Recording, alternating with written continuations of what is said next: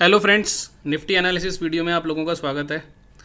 And इस video में हम 21 के लिए एनालिसिस करेंगे एंड देखेंगे कि कल एक्सपायरी डे वाले दिन किस तरह का मूवमेंट रह सकता है और कौन से लेवल्स हैं जो एक्सपायरी डे पर इम्पोर्टेंट रह सकते हैं। ठीक है, तो चलते हैं सीधा चार्ट के ऊपर।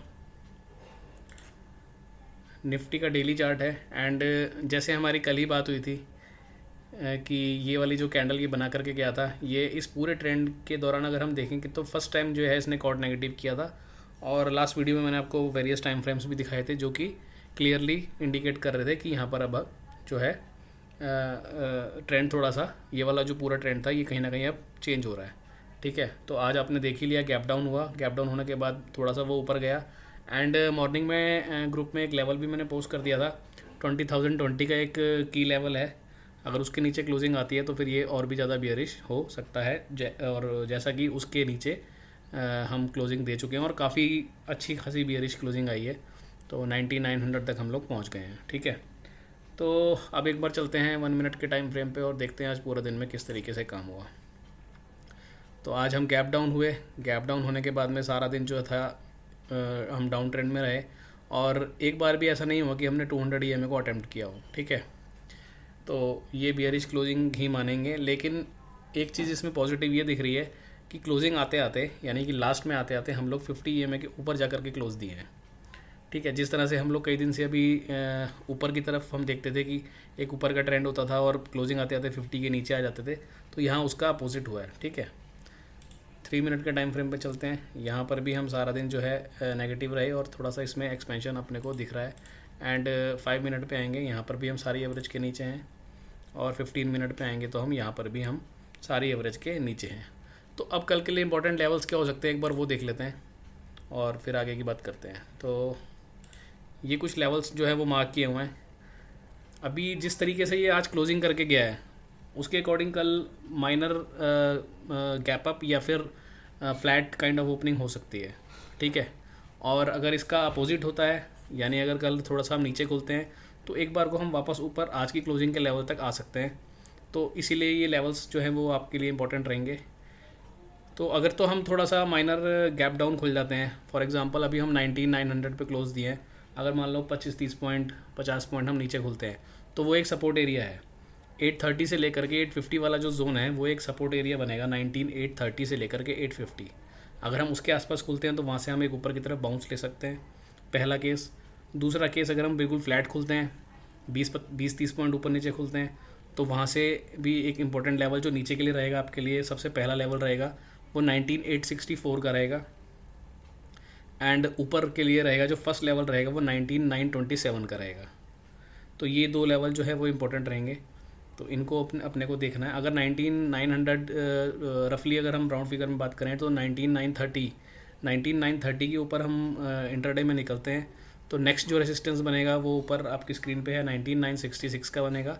और अगर कहीं हमने 19,960 970 वाला जोन क्लियर कर लिया, बिकॉज सारे टाइम फ्रेम पे लगभग जो नीचे का टाइम फ्रेम है थोड़ा सा एक्सपेंशन बना हुआ है, तो हो सकता है कि एक बाउंस ऊपर की तरफ आ जाए।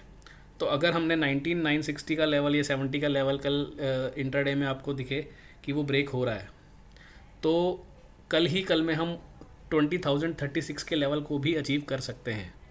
लेकिन उससे पहले ये जो नीचे के दो हर्डल हैं ये इसको क्लियर करने पड़ेंगे।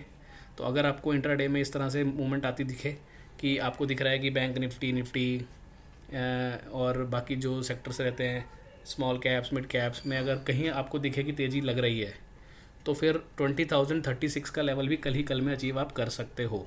और नीचे की बात करें अगर, तो नीचे का फर्स्ट लेवल है, अगर हम फ्लैट काइंड ऑफ ओपनिंग करते हैं तो नीचे का जो फर्स्ट लेवल रहेगा वो 864 का रहेगा, उसके नीचे फिर 830 के बाद तो फिर फ्री फॉल है। तो 830 820 830 ये वाला जो एरिया है ये काफ़ी अच्छा सपोर्ट बन सकता है। तो ये सारे लेवल्स हैं कल के लिए ट्रेड करने के लिए, तो आप इनको नज़र में रख सकते हो। ठीक है जी। एंड एक बारी मैं और भी टाइम फ्रेम आपको दिखा देता हूँ। जैसे 30 मिनट का टाइम फ्रेम अगर हम देखेंगे, 30 मिनट के टाइम फ्रेम पे भी आप देखो हम 20 की एवरेज से काफ़ी दूर हैं। 15 मिनट पे भी देखेंगे तो 20 की एवरेज से भी अभी हम दूर हैं। 1 आवर पे अगर आएंगे तो 1 आवर पे भी आप देखो 20 की एवरेज से हम बहुत दूर हैं। तो और एक्सपायरी डे भी है, तो हो सकता है कि एक बाउंस आपको मिल जाए। लेकिन अब जो ये वाला जो मोमेंटम स्टार्ट हुआ था, ये वाला पूरा, ये मोमेंटम का को रिज्यूम अगर इसको करना है तो इसको वापस से अब 20,000 के ऊपर क्लोजिंग देनी पड़ेगी, जो कि अभी थोड़ा सा डिफिकल्ट लग रहा है। एक बार अभी हम और नीचे आएंगे ऐसा समझ में आ रहा है, क्योंकि 30 मिनट के टाइम फ्रेम पे भी आप देखो 200 EMA को इसको टच करना है, 1 आवर पे भी करना है। इवन अगर आप 3 आवर की बात करो, 3 आवर पे भी ये छोड़ करके गया था। और एक चीज़ और, जैसे मैं कई बार बात करता हूँ कि ये जो एरियाज़ होते हैं जो ये प्राइस छोड़ के जाता है, इनको यहाँ पर आना है। अब वो कब आना है वो मार्केट डिसाइड करेगी। तो मैं आपको एक लेवल दिखाता हूँ आज 5 मिनट्स के चार्ट पे। ये देखो 5 मिनट्स के चार्ट पे ये 200 को मिस करके गया था और वो लेवल था 20,030 के आसपास।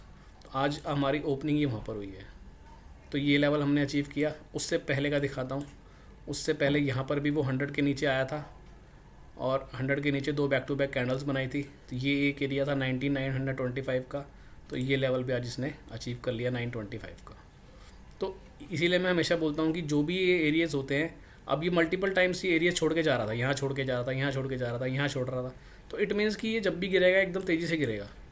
समझ रहे हो? तो ऐसे कोई भी टाइम फ्रेम पे आपको दिखे कि ये एरियाज़ छूटे हुए हैं, तो वो एरियाज़ रीगेन करने वो आता ही है। कब आता है वो बात अलग है। अब जैसे 3 आवर के टाइम फ्रेम पे ये एरिया छूटा हुआ है, तो आप मानो ना मानो सूनर और लेटर इस लेवल पे हम आने वाले हैं। कब आते हैं, क्या रीज़न बनता है, मुझे नहीं पता।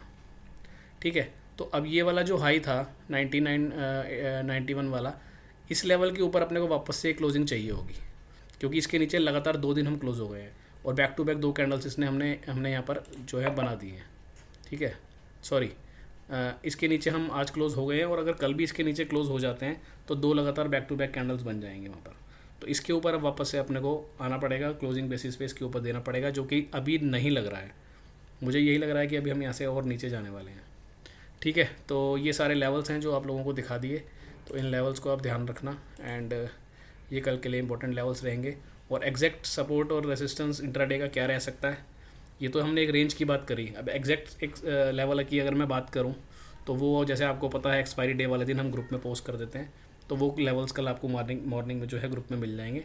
और तब तक के लिए इस रेंज को आप एक बार देख सकते हो और इसमें फिर जैसा भी आपको कुछ ट्रेड समझ में आता है आप कर सकते हो। ठीक है, तो ये इंपॉर्टेंट चीज़ है।